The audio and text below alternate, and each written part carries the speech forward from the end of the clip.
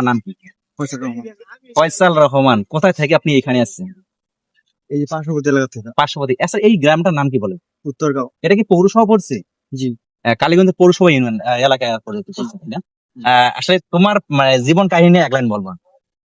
আমার জীবন কাহিনী বলতে গেলে কি সবকিছুই ব্যর্থ। জি মানে কি বলবো, যদি বলি রিলেশনের জি, দিক দিয়ে, হ্যাঁ, তাহলে এটা তো রিলেশন করছি, দুইটা করছি, জি দুটোটাই ব্যর্থ।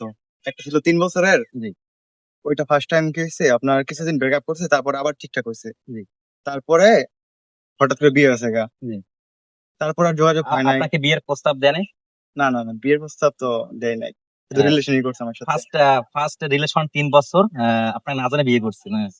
না, বিয়ে করিনি। ও বিয়ে করছে, হ্যাঁ, ও বিয়ে আপনার না করছে। জানে বিয়ে করছে। হ্যাঁ, তারপরেরটা হচ্ছে আপনার এই 3 মাস পরে, রিলেশনের ব্রেকআপের পরে 3 মাস পরে জি আরেকটা রিলেশনে গেছি। জি তো ওই মেয়েটার সাথে 12 দিন রিলেশন ছিল, তারপর হঠাৎ করে ওটাও গেছে গা। জি তারপরে রিলেশনে যাই নাই। জি। তারপরে এইভাবে চলছে সিঙ্গেল লাইফ। যাই হোক, আপনার গার্লফ্রেন্ড যে দুজন যে নেক্সট গার্লফ্রেন্ড ছিল, ভবিষ্যতে যে গার্লফ্রেন্ড ছিল, তারা যদি আজকের এই ভিডিওটা দেখে, দেখার পর তোমাকে যদি আবার কামব্যাক করতে চায়, তখন তুমি কি বলবে? না, এটা জীবনে হবে না। হবে না? না, এটা আমি গ্রহণ করবো না। কারণ যে একবার ঠকাইছে, দ্বিতীয়বার ঠকাইতে পারে, জি। তাই এটা আমি গ্রহণ করবো না।